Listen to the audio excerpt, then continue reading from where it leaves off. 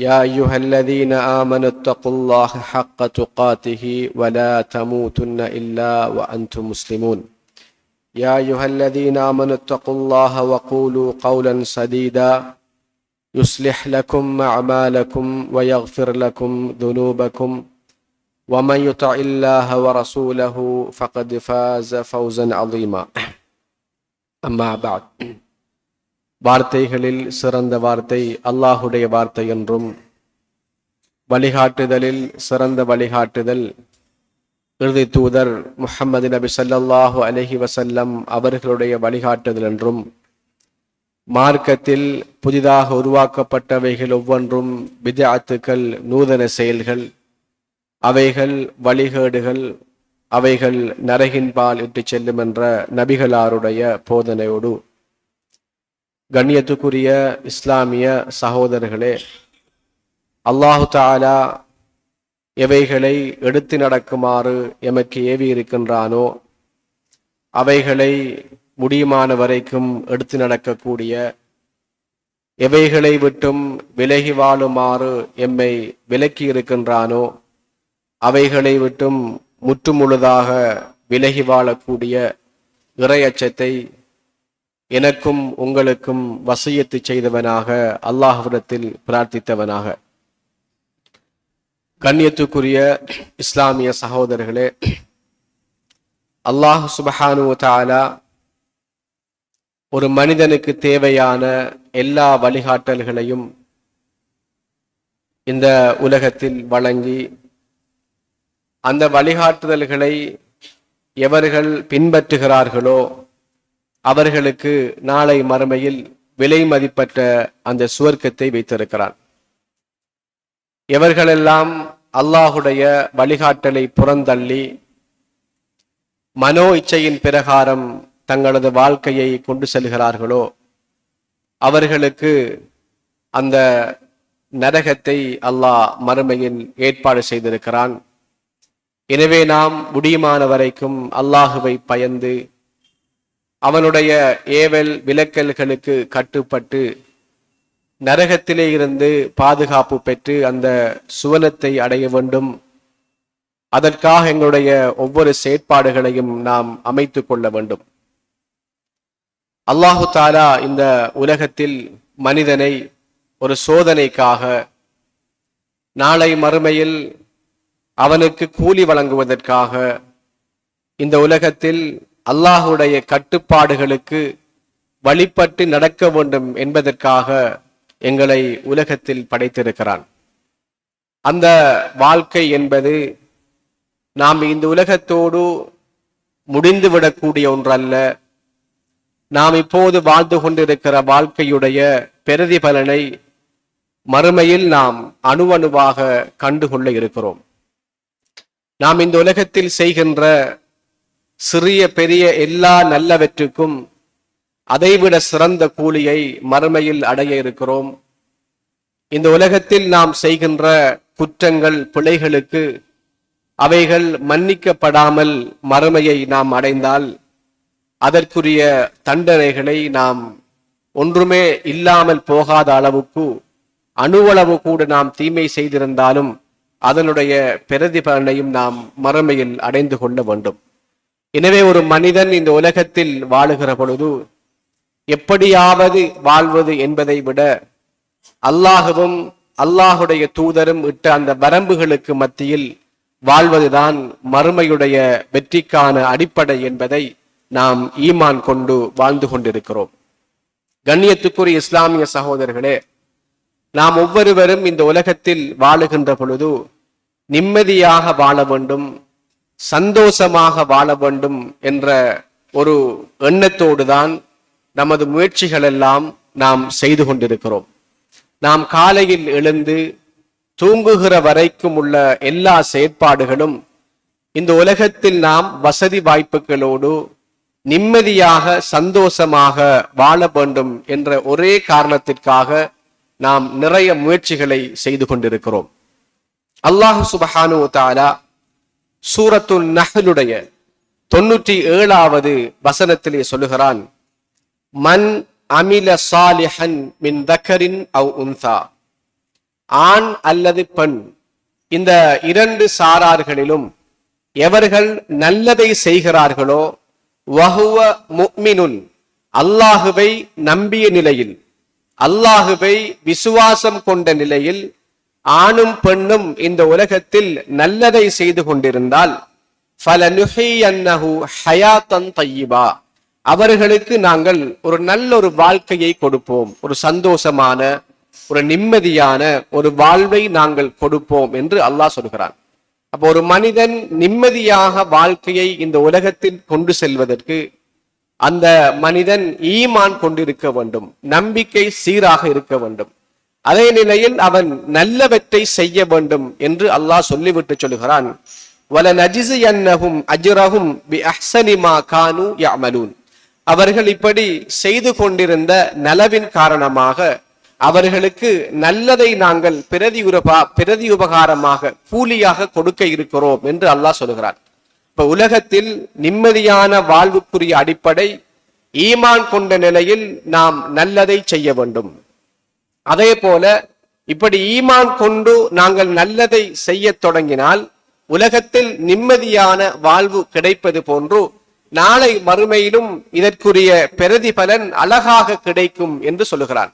ஆகவேதான் கண்ணியத்துக்குரிய இஸ்லாமிய சகோதரர்களே, நாம் இந்த உலகத்தில் நிம்மதியை தேடிக்கொண்டிருக்கிறோம், சந்தோஷமான வாழ்வை தேடிக்கொண்டிருக்கிறோம்.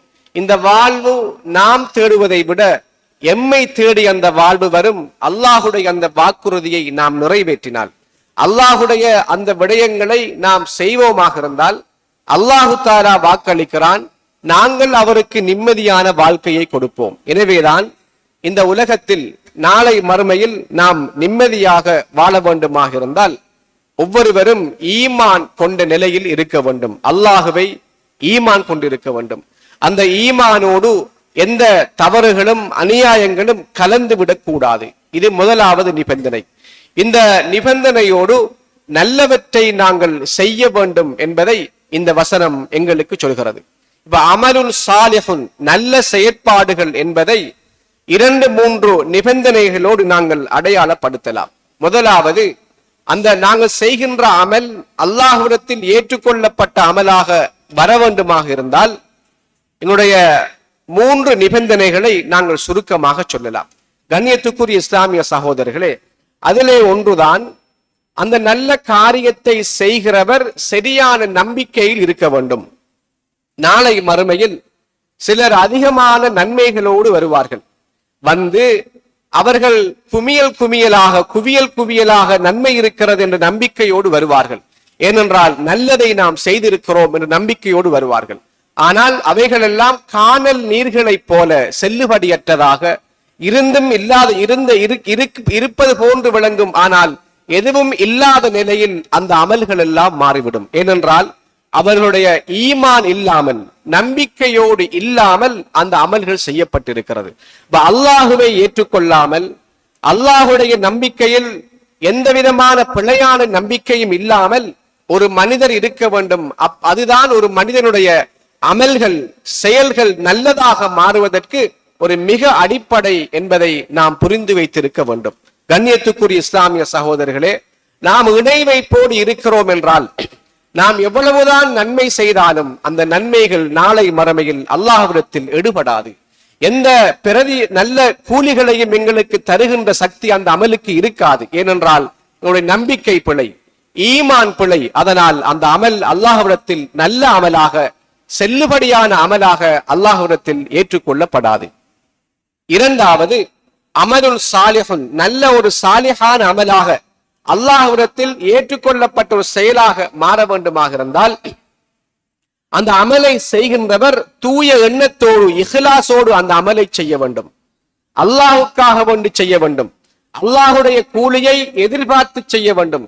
நாம் ஒரு காரியத்தை செய்கிறோம் உலக ஆதாயத்துக்காக, அல்லது மக்கள் எங்களை நல்லவர் என்று, நல்ல காரியங்கள் செய்யக்கூடியவர் என்று பேச வேண்டும் என்பதற்காக என்று, உலக புகழுக்காக, மக்களுடைய புகழ்ச்சிக்காக, இப்படி இன்னொரு காரியங்களுக்கு எங்களுடைய செயற்பாடுகள் அமையுமாக இருந்தால் அந்த அமல் சாலிஹான அமல் கிடையாது. அது அல்லாஹ்விடத்தில் ஏற்றுக்கொள்ளப்பட்ட அமல் கிடையாது. கண்ணியத்துக்குரிய இஸ்லாமிய சகோதரர்களே, நபிகளார் ஒரு சிறிய உதாரணத்தை சொன்னார்கள். ஒரு மனிதன் தொழுது கொண்டிருக்கிறான். அந்த தொழுகையை இன்னொருவர் பார்ப்பதை போன்று அந்த மனிதன் உணர்கிறான். அவர் தக்பீர் கட்டி தொழுது கொண்டிருக்கிறார். பள்ளிவாசலுக்கு இன்னொரு மனிதன் வருகிறார். தன்னுடைய தொழுகையை தன்னை பார்ப்பதை அந்த மனிதர் உணர்கிறார். அந்த உணர்கின்ற அந்த நேரத்தில் அந்த தொழுகின்ற மனிதர் தன்னுடைய தொழுகையை கொஞ்சம் அழகுபடுத்துகிறார். ஏனென்றால் மற்றவர் தன்னை பார்த்து கொண்டிருக்கிறார். அப்ப நான் அழகாக தொழ வேண்டும், சரியான இருப்பில் இருக்க வேண்டும் என்று தொழுகையை கொஞ்சம் அழகுபடுத்துகிறார். கண்ணியத்துக்குரிய சகோதரர்களே, இதனை நபி ஸல்லல்லாஹு அலைஹி வஸல்லம் அவர்கள் முகஸ்துதி ரியா அதாவது இணை வைப்பின் ஒரு வகையாக அடையாளப்படுத்தினார்கள். அப்ப இப்படியான அமல்களும் அல்லாஹ்விடத்தில் ஏற்றுக்கொள்ளப்பட்ட நல்ல அமல்களாக இருக்காது. எனவே நாம் எங்களுடைய செயற்பாடுகள் நல்லதாக அல்லாஹ்விடத்தில் நல்ல ஒரு கூலியை பெற்றுத்தரக்கூடியதாக இருந்தால், முதலாவது நாம் சரியான நம்பிக்கையில் இருக்க வேண்டும். நம்முடைய ஈமான் கலப்படமற்ற தூய்மையானதாக இருக்க வேண்டும். இரண்டாவது, நாம் அந்த அமல்களை செய்கிற பொழுது தூய்மையான எண்ணத்தோடு இஹ்லாஸாக அல்லாஹ்விடத்தில் தான் இதற்குரிய கூலியை நாங்கள் எதிர்பார்க்கிறோம் என்ற எண்ணத்தோடு செய்ய வேண்டும். மூன்றாவதாக, நாங்கள் செய்கின்ற ஒவ்வொரு காரியமும் மார்க்கம் அனுமதித்து எங்களுக்கு வழிகாட்டி இருக்க வேண்டும். நபி ஸல்லல்லாஹு அலைஹி வஸல்லம் அவர்கள் இப்படி செய்ய வேண்டும் என்று சொல்லி இருந்தால் அதை நாம் அப்படித்தான் செய்ய வேண்டும். இப்படி இந்த மூன்று நிபந்தனைகளும் ஒருங்கே வந்தால் மாத்திரம்தான் நாங்கள் செய்கின்ற செயற்பாடு நாளை மறுமையில் பிரதிபலனை அடையக்கூடிய நல்ல பெருமதிய பரிசுகளை தரக்கூடியதாக ஏற்றுக்கொள்ளப்பட்டதாக சிறந்த அமலாக மாறும். எனவேதான் அல்லாஹ் சுப்ஹானஹு வ தஆலா சூரத்துல் கஹ்ஃபுடைய 110வது இறுதி வசனத்திலே சொல்லி காட்டுகிறான், ஃபமன் கானு யர்ஜூ லிகாஅ ரப்பிஹி ஃபல்யஅமல் அமலன் சாலிஹன். யார் நாளை மறுமையில் அல்லாஹுவை சந்திப்பதை ஆதரவு வைக்கிறாரோ, அல்லாஹுடைய சன்னிதானத்தில் நான் நின்று அந்த இடத்தில் வெற்றி பெற வேண்டும் என்று எவர் ஆதரவு வைக்கிறாரோ, ஃபல்யஅமல் அமலன் சாலிஹன், அவர் சாலிஹான நல்ல அமலை செய்யட்டும். வலா யுஷ்ரிக் பிஇபாதத்தி ரப்பிஹி அஹதா, அல்லாஹுடைய விடயத்தில் வணக்கம் விடயத்தில் அல்லாஹுவுக்கு நிகராக எதையும் இணை வைக்க கூடாது என்று அல்லாஹ் சொல்கிறான். ஆகவே அமலுன் சாலிஹுன், இணை வைக்காத ஈமான், இந்த இரண்டு விடயங்கள் தான் ஒரு மனிதனுடைய நாளை மறுமையுடைய வெற்றியையும் இந்த உலகத்தினுடைய நிம்மதியான வாழ்க்கையையும் கொண்டு வரும் என்பதை இந்த குர்ஆன் வசனங்கள் எங்களுக்கு சொல்லி இருப்பதை நாங்கள் பார்க்கிறோம். அதே நேரத்தில் அல்லாஹு சுப்ஹானஹு வ தஆலா சூரத்துல் பக்கராவுடைய 212வது வசனத்தில் இன்னொரு செய்தியை சொல்கிறான். ஸுய்யின லில்லதீன கஃபருல் ஹயாத்துத் துன்யா, காஃபிர்களுக்கு இறை நிராகரிப்பாளர்களுக்கு அல்லாஹு தஆலா இந்த உலகத்தை அழகாக்கி வைத்திருக்கிறான். வயஸ்ஹரூன மினல்லதீன ஆமனு வல்லதீன தகவ், அவர்கள் எப்படி என்றால் எவர்கள் ஈமான் கொண்டு அல்லாஹுவை பயப்படுகின்றார்களோ அவர்களை ஏளனம் செய்யக்கூடியவர்களாக இருக்கிறார்கள் என்று அல்லாஹ் சொல்கிறான். கண்ணியத்துக்குரிய இஸ்லாமிய சகோதரர்களே, அல்லாஹு தஆலா இறை நிராகரிப்பாளர்களுக்கும் நல்ல வசதி வாய்ப்புகளை கொடுத்திருக்கிறார். அல்லாஹ் மேலே சொன்ன வசனத்தில் நல்ல வாழ்க்கை, சந்தோஷமான வாழ்க்கை வேண்டுமாக இருந்தால் அவர்கள் ஈமான் கொண்டிருக்க வேண்டும், நல்லதை செய்ய வேண்டும் என்று சொல்கிறான். ஆனால் அதற்கு புறம்பாக நல்ல வாழ்க்கைகளை, நல்ல வசதி வாய்ப்புகளை அல்லாஹு சுப்ஹானஹு வ தஆலா இறை நிராகரிப்பாளர்களுக்கும் வழங்கி வைத்திருக்கிறான். அவர்களுக்கு அல்லாஹ் அவைகளை அதிகமான செல்வங்களையும் வழங்கி இருக்கிறான். குர்ஆனில் காரூனுடைய ஃபிரௌனுடைய வரலாறுகளை நாங்கள் பார்க்கிறோம். இறைவன் தான் இறைவன் என்று, அன ரப்புக்குமுல் அலா, நான் தான் உயர்ந்த இரட்சகன் என்று அல்லாஹுக்கு சவால் விட்டார்கள், மக்களுக்கு பிரச்சாரம் செய்தார்கள். ஆனால் அவர்களுக்கும் வசதி வாய்ப்புகளை அல்லாஹ் கொடுத்திருந்தான். இது ஜீனத்தின் ஒரு அழகு என்று அல்லாஹ் சொல்கிறான். இந்த அழகில் மூமின்கள் மயங்கிவிட முடியாது.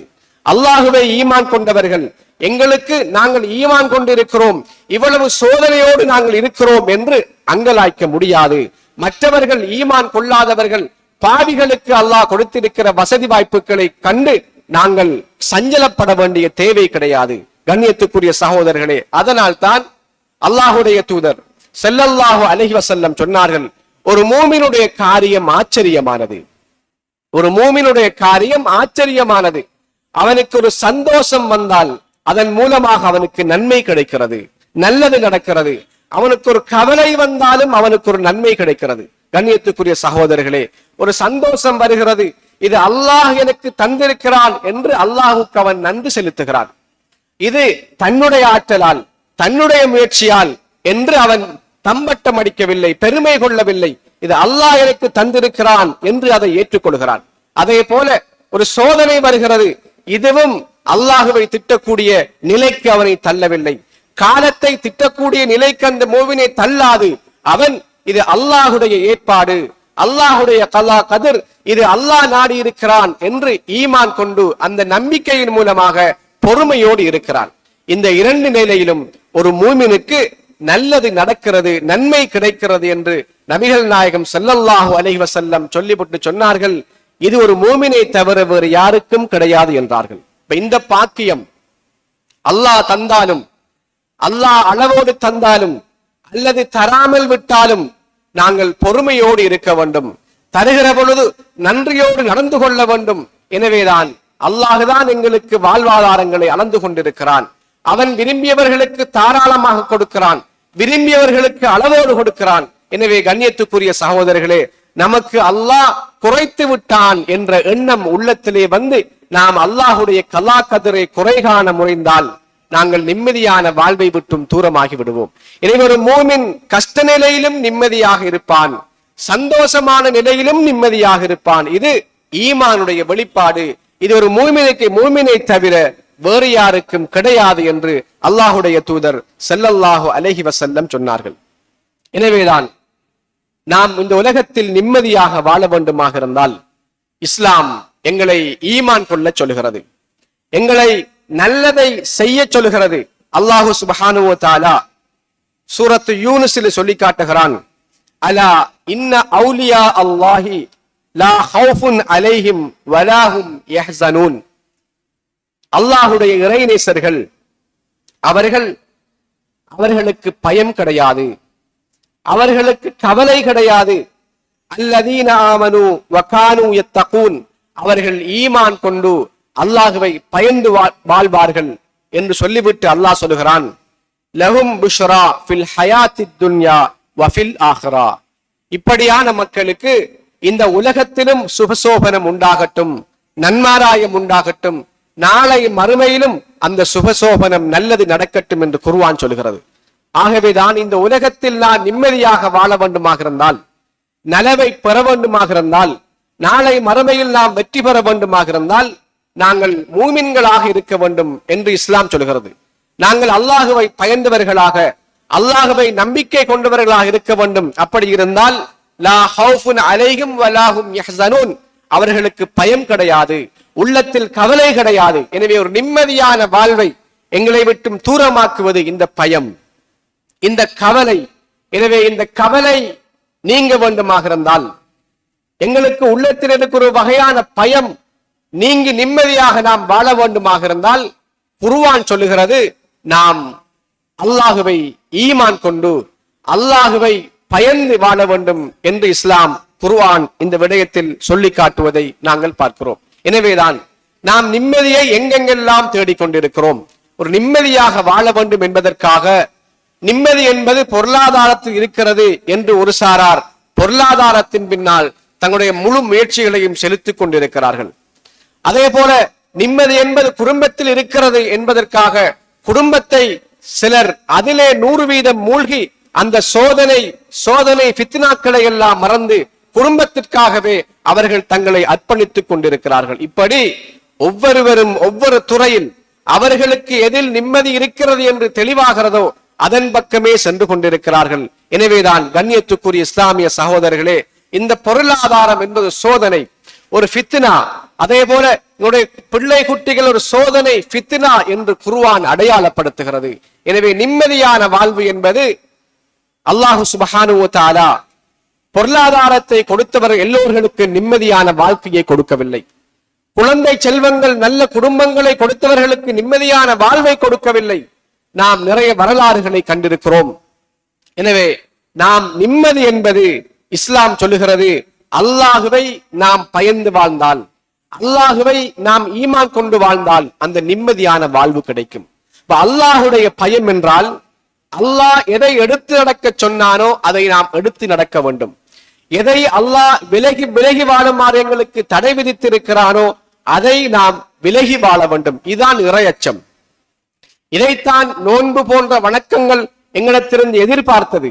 அல்லாஹ் பார்த்து கொண்டிருக்கிறான், அல்லாஹ் எங்களை உற்று நோக்கி கொண்டிருக்கிறான். நாங்கள் எந்த தவறும் செய்யக்கூடாது, நாளை மறுமையில் நாங்கள் உலகத்தில் தவறு செய்தால் தண்டிக்கப்படுவோம் என்ற அந்த எண்ணம் உள்ளத்திலே வருமாக இருந்தால் நாம் நல்லதை அதிகமாக செய்வோம், பாவங்களை நாங்கள் விலகிவிடுவோம். கண்ணியத்துக்குரிய சகோதரர்களே, நாங்கள் பாவம் செய்து கொண்டு நிம்மதியான வாழ்வை தேட முடியாது. நாங்கள் திரும்ப திரும்ப தவறுகளை செய்து கொண்டு நிம்மதியான வாழ்க்கையை வாழ முடியாது.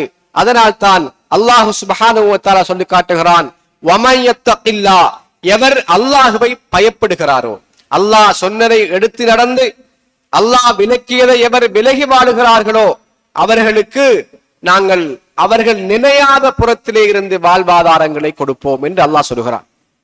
நாம் அல்லாஹுக்கு கட்டுப்பட்டு வாழ்ந்தால், பாவத்திலே இருந்து தூரமாகி வாழ்ந்தால், நாங்கள் நினையாத புறத்திலே இருந்து எங்களுக்கு வாழ்வாதாரம் கிடைக்கும். நாங்கள் எங்களுடைய கஷ்டங்களில் இருந்து நினையாத புறத்திலே இருந்து வெளிவருவோம். இது அல்லாஹுடைய வாக்கு. எனவேதான் அல்லாஹ் இன்னொரு வசனத்திலே சொல்லி காட்டுகிறான், நாங்கள் இஸ்திக்ஃபார் செய்தால், பாவத்திலே இருந்து நாங்கள் மீண்டு வந்தால் அல்லாஹ் சுப்ஹானஹு வ தஆலா எங்களுக்கு தோட்டம் துறவுகளை தருவான், நல்ல குடும்ப வசதி வாய்ப்புகளை தருவான் என்று குர்ஆனில் அல்லாஹ் சொல்கிறான். எனவேதான் வசதி வாய்ப்போடு நாம் வாழ வேண்டுமாக இருந்தால் நம்ம செய்ய வேண்டிய ஒரே விடயம், நாங்கள் பாவத்தை விட்டும் தௌபா செய்வது, நாங்கள் பிழையான செயற்பாடுகளை விட்டும் மானக்கேடான அருவருக்கத்தக்க காரியங்களை விட்டும் எங்களை நாங்கள் பாதுகாத்துக் கொள்வது, ஒரு நிம்மதியான வாழ்வு எங்களுக்கு கிடைக்கும் என்று குர்ஆன் அடையாளப்படுத்தி காட்டுகிறது. எனவேதான் கண்ணியத்துக்குரிய இஸ்லாமிய சகோதரர்களே, நாம் நிம்மதியை தேடி அலைந்து கொண்டிருக்கிறோம். வசதி வாய்ப்புகள் இருக்கிறது, அழகான வீடு இருக்கிறது, தேவையான பொருளாதாரம் இருக்கிறது, ஆனால் நிம்மதி இல்லை. எனவே இந்த நிம்மதி என்பது அல்லாஹ் சொல்லுகிறான் அவனுக்கு கட்டுப்படுவதில் தான் இருக்கிறது. ஏனென்றால் அந்த நிம்மதியை, அந்த சந்தோஷத்தை, அந்த வாழ்வாதாரத்தை தருவது அல்லாஹுடைய கடமை. அல்லாஹ் பொறுப்பேற்றிருக்கிறான். எனவே நாம் அவனுக்கு கட்டுப்பட்டால் நிச்சயமாக அல்லாஹுடைய வாக்குறுதியை அவன் நிறைவேற்றுவான். கண்ணியத்துக்குரிய சகோதரர்களே, அதே போல நம்ம நிம்மதியாக வாழ்வதற்கு அல்லாஹு தஆலா இன்னொரு செய்தியை சொல்கிறான். சூரத்துர் ராதுடைய 28வது வசனத்திலே சொல்கிறான், அல்லதீன ஆமனு வ தத்மஇன்னு குலூபுஹும் பிதிக்ரில்லாஹ் அலா பிதிக்ரில்லாஹி தத்மஇன்னுல் குலூப். அல்லாஹ் சொல்லுகிறான், உள்ளங்கள் அமைதி பெற வேண்டுமாக இருந்தால் அல்லாஹுடைய சிந்தனையை கொண்டுதான் அந்த உள்ளங்கள் அமைதி அடையும் என்று அல்லாஹ் சொல்கிறான். ஒரு மூமினுடைய உள்ளம் அமைதி பெற வேண்டுமாக இருந்தால் அந்த உள்ளம் அல்லாஹுடைய ஞாபகத்தோடு இருக்க வேண்டும். நபிகள் நாயகம் ஸல்லல்லாஹு அலைஹி வஸல்லம் சொன்னார்கள், ஒரு தசை பிண்டம் இருக்கிறத சீரானால் எல்லாம் சீராகிவிடும், அது பிழையானால் எல்லாம் பிழையாகிவிடும். அலா வஹில் கல்ப், அந்த உள்ளம் என்று சொன்னார்கள். நாம் சீராக மாற வேண்டுமாக இருந்தால், நமது செயற்பாடுகள், நமது அனைத்து விடயங்களும் நல்லதாக மாற வேண்டுமாக இருந்தால் எங்களுடைய உள்ளத்தை நாம் சீர்படுத்த வேண்டும். உள்ளம் சீராகாமல் எங்களுடைய எந்த காரியங்களும் சீராகாது. எனவேதான் அந்த உள்ளத்தை பக்குவப்படுத்துகின்ற, அந்த உள்ளத்தை அமைதிப்படுத்துகின்ற ஒரு விடயம்தான் எந்த நேரமும் நாம் அல்லாஹுடைய சிந்தனையோடு இருப்பது என்பது. அல்லாஹுடைய சிந்தனையோடு இருப்பது என்பது நாம் எந்த நிலையில் இருக்கிறோமோ அந்த நிலையில் அல்லாஹ் எதை வழிகாட்டி இருக்கிறானோ அதை செய்வது. எந்த நிலையில் நாம் இருக்கிறோமோ அந்த நிலையில் எதை அல்லாஹ் அந்த இடத்தில் தடுத்திருக்கிறானோ அதை தவிர்ந்து வாழ்வது. இதுதான் இறை சிந்தனை.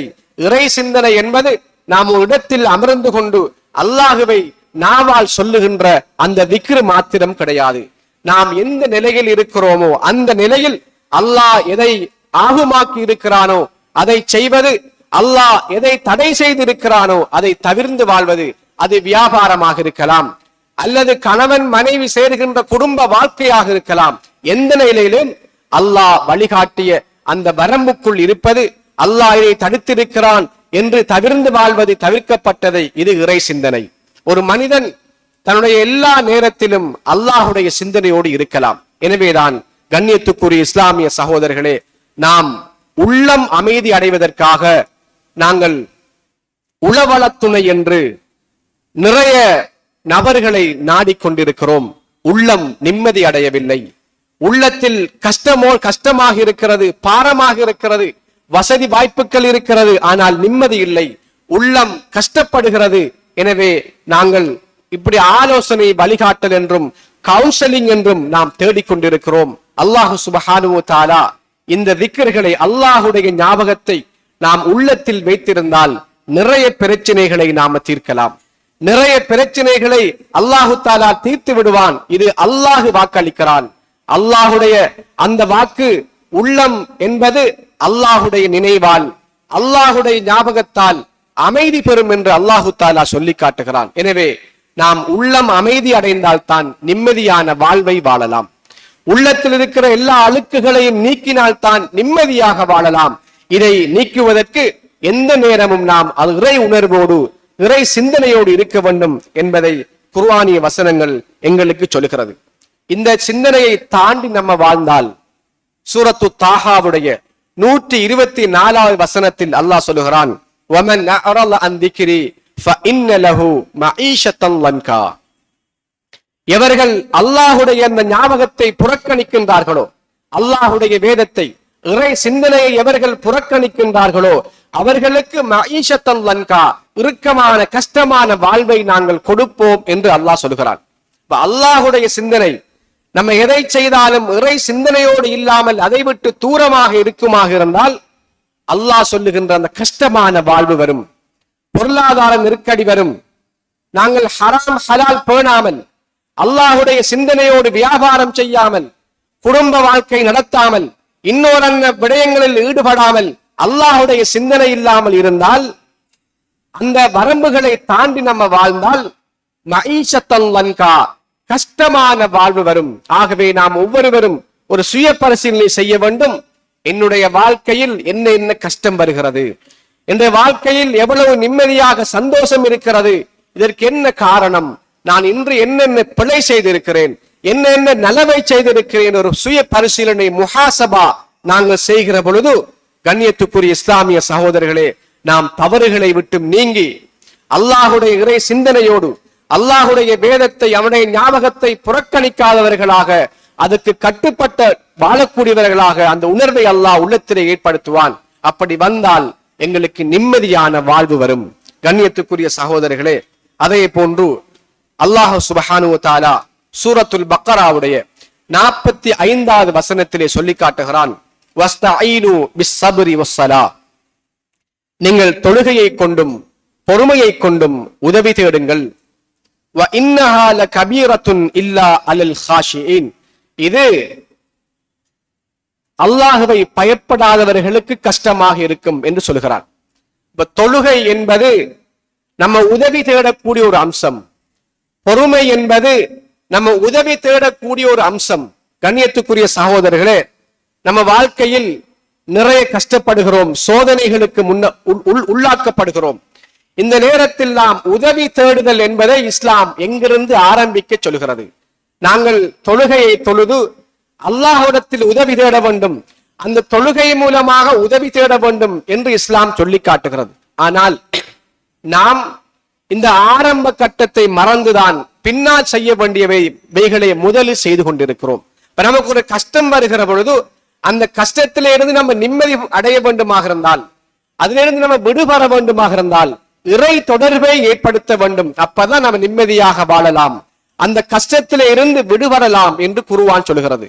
கண்ணியத்துக்குரிய இஸ்லாமிய சகோதரர்களே, அதனால் தான் நபி ஸல்லல்லாஹு அலைஹி வஸல்லம் அவர்கள் பிலால் ரலியல்லாஹு அன்ஹு பார்த்து சொல்லுகிறார்கள், கும் யா பிலால் ஃபஅரிஹ்னா பிஸ்ஸலா, பிலாலை எழும்புங்கள், எங்களுக்கு தொழுகையை கொண்டு ஆறுதல் அடைய செய்யுங்கள் என்று பிலால் ரலியல்லாஹு அன்ஹு அவர்களுக்கு நபிகள் நாயகம் சொல்லுகிறார்கள். கண்ணியத்துக்குரிய சகோதரர்களே, தொழுகை என்பது ஒரு ஆறுதல். அதை கொண்டு தங்களுடைய கஷ்டங்களை நீக்கலாம், அதை கொண்டு நாங்கள் அல்லாஹ்விடத்தில் உதவி தேடலாம். எனவேதான் நாங்கள் வாழ்க்கையில் சந்திக்கிற கஷ்டங்களிலே இருந்து நீங்குவதற்கு எங்களுடைய தொழுகைகளை நாங்கள் சரியாக அமைத்துக் கொள்ள வேண்டும். அந்த தொழுகை எங்களுக்கு நிம்மதி தரக்கூடியதாக இருக்க வேண்டும். அந்த தொழுகை எங்களுக்கு கண் குளிர்ச்சியாக மாற வேண்டும். நபிகள் நாயகம் சொன்னார்கள், வஜுஇலத் குர்ரத்து ஐனி ஃபிஸ்ஸலா, என்னுடைய கண்குளிர்ச்சி சந்தோஷம் தொழுகையில் இருக்கிறது என்றார்கள். சலாத்துல் இஸ்திகாரா, நம்ம ஒரு காரியத்தை செய்ய வேண்டுமாக இருந்தால் அல்லாஹ்விடத்தில் அந்த விடயத்தை பொறுப்பு சாட்டி அந்த இஸ்திகாரா தொழுகையை தொழுது அல்லாஹ்விடத்தில் உதவி தேடுகின்ற ஒரு வணக்கம் தொழுகையை நாம் நிறைய பேர் மறந்திருக்கிறோம். கண்ணியத்துக்குரிய சகோதரர்களே, நபி ஸல்லல்லாஹு அலைஹி வஸல்லம் அவர்கள் அல்லாஹ்விடத்தில் பிரார்த்தனை செய்தால் அல்லாஹ் உடனே ஏற்றுக்கொள்வான். ஆனால் சலாத்துல் இஸ்திகாரா என்று ஒரு விடயத்தை எங்களுக்கு அறிமுகப்படுத்தி இருக்கிறார்கள். நம்முடைய காரியங்கள் சீராக அமைய வேண்டும் என்பதற்காக, நம்ம செய்கின்ற காரியங்கள் சரியாக கைகூட வேண்டும் என்பதற்காக சலாத்துல் இஸ்திகாரா என்ற ஒரு வணக்கத்தை நபிகளார் எங்களுக்கு அறிமுகம் செய்தார்கள். அந்த நிலையில் அந்த தொழுகை, அந்த பிரார்த்தனைகளை நாங்கள் செய்து எங்களுடைய காரியங்களை நாங்கள் ஆரம்பித்தால் அதில் அல்லாஹ் பரக்கத்து செய்கிறான், எங்களுக்கு இலகுபடுத்துகிறான், எங்களுக்கு ஒரு நிம்மதியை தருகிறான். எனவே நாம் நிம்மதியாக சந்தோஷமாக வாழ வேண்டும் என்பதற்காக நிறைய பிரயத்தனங்களை செய்கிறோம். ஆனால் உடைய ஈமான் சரியில்லாத ஷிர்க்கோடு கலந்த ஈமானாக இருந்தால், நாங்கள் செய்கின்ற காரியங்கள் நல்ல அமலுல் சாலிஹுன் என்ற வட்டத்துக்குள் வராமல் இருந்தால் அல்லாஹ் சுப்ஹானஹு வ தஆலா அந்த நிம்மதியான வாழ்வை தரமாட்டான். எனவேதான் நம்ம சந்தோஷமாக நிம்மதியாக வாழ வேண்டுமாக இருந்தால் அல்லாஹுவை சரியாக நம்பிக்கை கொண்டு அல்லாஹ் வழிகாட்டியதன் பிரகாரம் சாலிஹான அமல்களை செய்தால் அல்லாஹு சுப்ஹானஹு வ தஆலா அந்த நிம்மதியான வாழ்வை தருவான். எனவே எல்லாம் வல்ல அல்லாஹு தஆலா எம் அனைவருக்கும் இந்த உலகத்திலும் மறுமையிலும் நிம்மதியாக வாழ்வதற்கு இறை அச்சத்தையும் சாலிஹான அமல்களை செய்வதற்குரிய அந்த பாக்கியத்தை தந்தருள்வானாக. வாஹிரு தஅவானா அனில் ஹம்துலில்லாஹி ரப்பில் ஆலமீன்.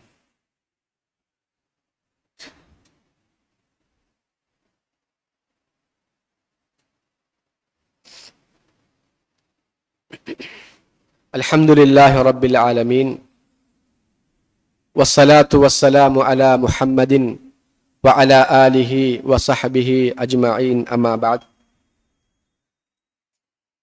கண்ணியத்துக்குரிய இஸ்லாமிய சகோதரர்களே,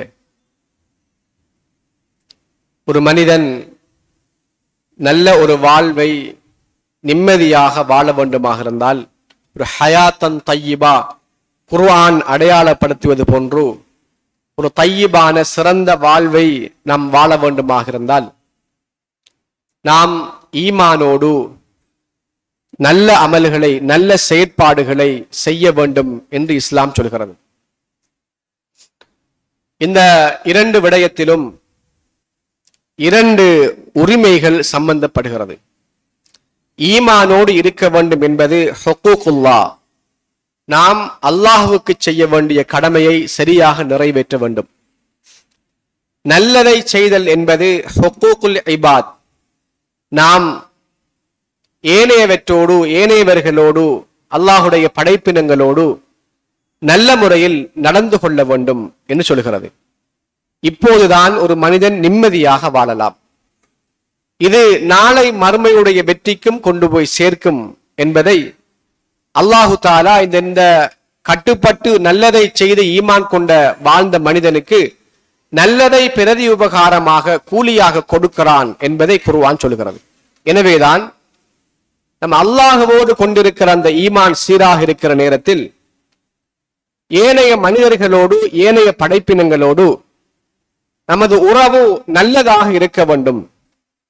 அப்படி இருக்கிற பொழுதுதான் இந்த உலகத்திலும் ஒரு மனிதன் நிம்மதியாக வாழலாம், நாளை மறுமையிலும் அவனால் நிம்மதியாக வாழ முடியும். ஒரு வீட்டை எடுத்துக்கொண்டால் இஸ்லாம் வீட்டை ஒரு நிம்மதியான ஒரு மனிதன் நிம்மதி பெறுகின்ற இடமாக அடையாளப்படுத்துகிறது.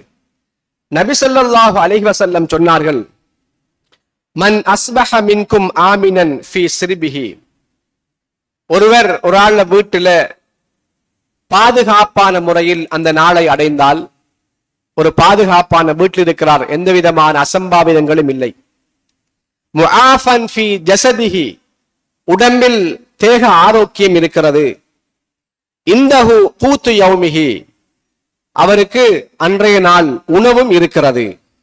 அப்ப பாதுகாப்பான வீடு இருக்கிறது, ஆரோக்கியமான உடலோடு எழும்புகிறார். அன்றைய நாளுக்குரிய தேவையான உணவும் அவருக்கு இருக்கிறது என்றால் அவருக்கு இந்த உலகத்தில் உள்ள பொக்கிஷங்கள் வழங்கப்பட்டதற்கு சமம் என்று அல்லாஹுடைய தூதருடைய செய்தியை நாங்கள் பார்க்கிறோம். கண்ணியத்துக்குரிய இஸ்லாமிய சகோதரர்களே, ஒரு மனிதன் நிம்மதியாக வாழ்வதற்கு இந்த மூணும் மிக முக்கியமானது. உடல் ஆரோக்கியம் முக்கியமானது, அவன் இருக்கிற இடம் வீடு முக்கியமானது, அவனுக்கு தேவையான உணவு முக்கியமானது. இந்த மூன்றும் ஒரு மனிதனுக்கு கிடைக்குமாக இருந்தால் அவன் நிம்மதியாக வாழ்கிறான். அப்ப நபிகளாருடைய இந்த செய்தியை வைத்து நாங்கள் பார்க்கிற பொழுது எம்மில் 99 வீதமானவர்கள் நிம்மதியாக வாழ்ந்து கொண்டிருக்கிறோம். ஆகவே இந்த நிம்மதியான வாழ்வு என்பது நாளை மறுமையில் எங்களை சுவர்க்கத்துக்கு கொண்டு போய் சேர்க்க வேண்டுமாக இருந்தால் இந்த மூன்றும் நம்மளோடு தனிப்பட்டது. பொருளாதாரம் இருந்தால் சாப்பிடலாம், வீடு கட்டி இருக்கிறோம், நிம்மதியாக இருக்கலாம், உடலில் ஆரோக்கியம் இருக்கிறது, நாம் நிம்மதியாக இருக்கலாம். இதற்கு பின்னால் இருந்து வரக்கூடிய வெளிப்புற காரணிகள் நிம்மதியாக சிறந்ததாக இருந்தால்தான் நம்ம நிம்மதியாக இருக்கலாம்.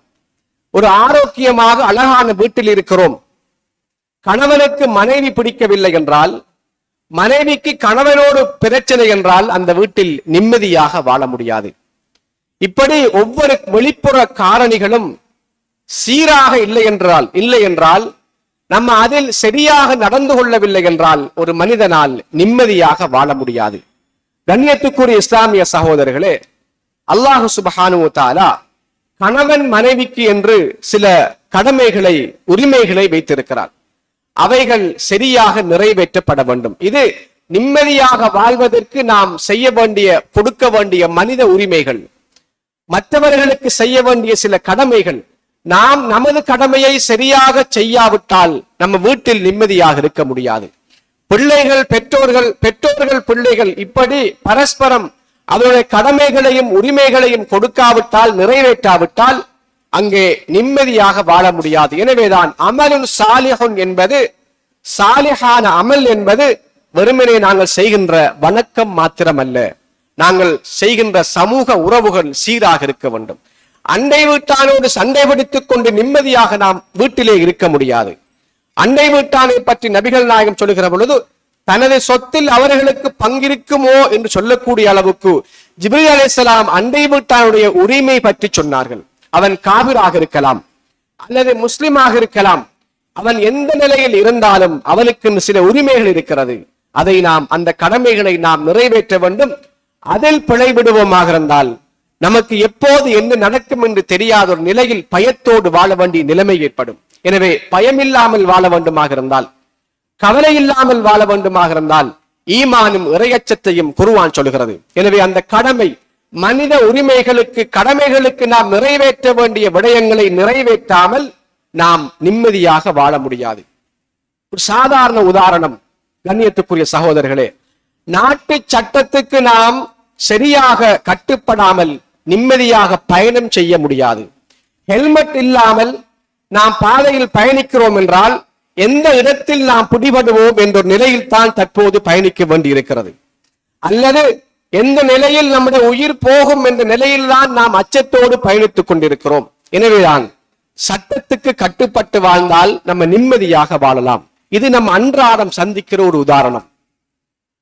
தலைக்கவசம் அணிந்து கொண்டு அணியாமல் போவதன் அந்த மனநிலைக்கும் நாம் அணிந்து கொண்டு போகின்ற அந்த மனநிலைக்கும் பாரிய வேறுபாடு இருக்கிறது. யாருக்கும் நாம் பயப்பட தேவையில்லை. பாதையுடைய அந்த ஒழுங்குகளை நாம் சரியாக நிறைவேற்றினால் விபத்துக்கு நாம் பயப்பட தேவையில்லை. யாரும் எங்களுக்கு தண்டிப்பார்கள் என்று பயப்பட தேவையில்லை. இது நம்ம உலகத்தில் அன்றாடம் சந்திக்க ஒரு நிகழ்வு. கண்ணியத்துக்குரிய சகோதரர்களே, இதே போலதான் அந்த பயணிக்கிற நேரத்தில் நிம்மதியாக போக வேண்டும், பாதுகாப்பாக போக வேண்டும் என்று எதிர்பார்க்கிற நாம் இந்த உலகத்தை கடந்து மறுமைக்கு நிம்மதியாக போக வேண்டும்.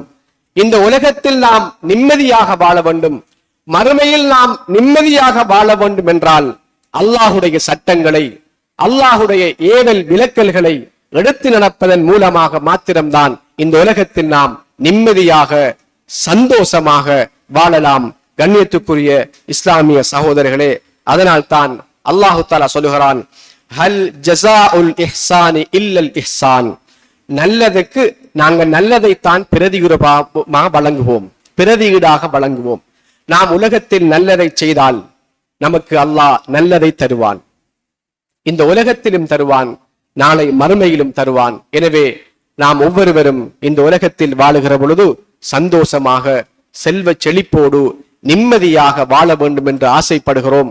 அதற்கு அல்லாஹு சுப்ஹானஹு வ தஆலா நாங்கள் ஈமான் கொண்ட நிலையில் பாவங்களிலே இருந்து தூரமாகி அல்லாஹுவை பயப்பட்டு வாழ வேண்டும் என்று சொல்கிறான். எனவே கண்ணியத்துக்குரிய சகோதரர்களே, நாம் எங்களுடைய எல்லா நிலைகளிலும் மற்றவர்களோடு சம்பந்தப்படுகின்ற மனித உரிமைகள் சம்பந்தப்பட்ட நிலையிலும் அதை நாங்கள் தவறு செய்தால் உலகத்திலும் நிம்மதியாக இருக்க முடியாது, மறுமையிலும் நம்முடைய நன்மைகள் எல்லாம் அவர்களுக்கு கொடுத்துவிட்டு நஷ்டமடைய வேண்டிய ஒரு துன்பகரமான நிலைமை ஏற்படும். எனவே அந்த இரண்டு விடயங்களும் அல்லாஹ்வுக்கு நாம் செய்ய வேண்டிய அந்த இணை வைக்காமல் கட்டுப்படுகின்ற அந்த உரிமை கடமையையும் மற்றவர்களுக்கு நாங்கள் செய்கின்ற நல்லதையும் அந்த கடமைகளையும் செய்தால் இந்த உலகத்தில் நிம்மதியாக வாழலாம், நாளை மறுமையில் நிம்மதியாக வாழலாம். எனவே நிம்மதிக்காக நாம் அலைந்து கொண்டிருக்கிறோம்.